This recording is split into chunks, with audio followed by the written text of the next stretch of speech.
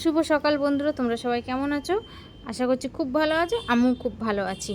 তো দিনটা ছিল শুক্রবার 27 তারিখ থেকে আমি সকাল থেকে ব্লগটা শুরু করেছি। আর তোমাদের সাথে আজকে সারাদিনে কি করলাম টুকিনে কি সেগুলোই শেয়ার করব। পুরোটা তো আর সম্ভব হয় না শেয়ার করা। তো ফার্স্টেই আমি ঘুম থেকে উঠে দাঁত মাজতে শুরু করে দিয়েছি। আর তোমাদের দাদাভাই বিছনাপত্র ঝেড়ে মাছকে খাবার টাবার দিচ্ছে। তার মাঝখানে দেখতেই পেয়েছো তোমরা ডেকোরেশনের লোক চলে এসছে। তো আমি যথারীতি চোখ মুখ ধুয়ে গিয়ে চায়ের জলটা আগেই বসিয়ে রেখেছিলাম। যখন ব্রাশে কলগেট নিই তখনই আমি চা বসিয়ে চায়ের জল গরম করে চা পাতা ভিজিয়ে রেখে এসেছিলাম।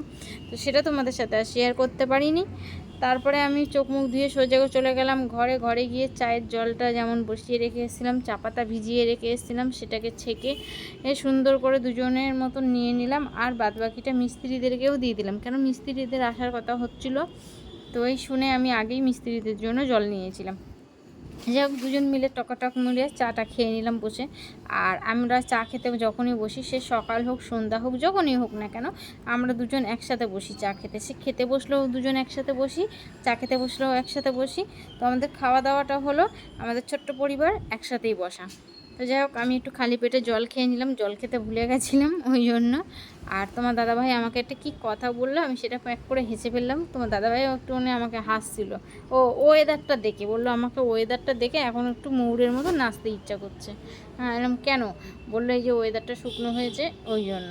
তো যাই হোক, আমি চাটা খেয়ে নিলাম, খেয়ে চলে গেলাম সোজা একদম ঘরের যত আবর্জনা ছিল সেসব পরিষ্কার করতে। তো দেখো, ফার্স্টেই আমি কিচেন ধরেছি।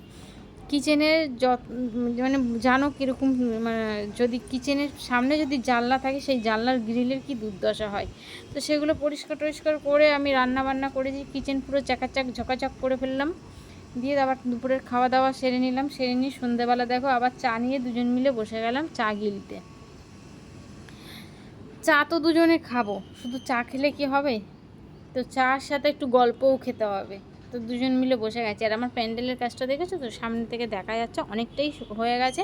এ পাশটা বাকি আছে। তো এ পাশটা সম্পূর্ণ হলে তোমাদের সাথে একসাথে পুরো ভিডিওটা শেয়ার করব। চাটা গিলে চলে এসেছি আমি এখন সন্ধেবেলা ঠাকুর ঘরে। মাকে ভোগ দিলাম একটু, আর ঘন্টা নাড়িয়ে মাকে সুন্দর করে জাগিয়ে তুলে পুজো দিয়ে দিলাম মাকে। হ্যাঁ, মায়ের সাথে আমি একটু অনেক রকমের কথা বলি। ওর সাথে একটু মানে আমার একটু আলাদা একটা সম্পর্ক বলতে পারো আমি করে নিয়েছি। তো ওর সাথে একটু কুচুমুচু করে নিয়ে একদম ওকে পুজো টুজো দিয়ে খেতে টেতে দিয়ে ঘরে চলে এসেছি। তারপরে চলে গেছি একদম পার্লারে। তো এই দিদিটা আমার শুধু পার্লার নয়, এনার টেলারও আছে।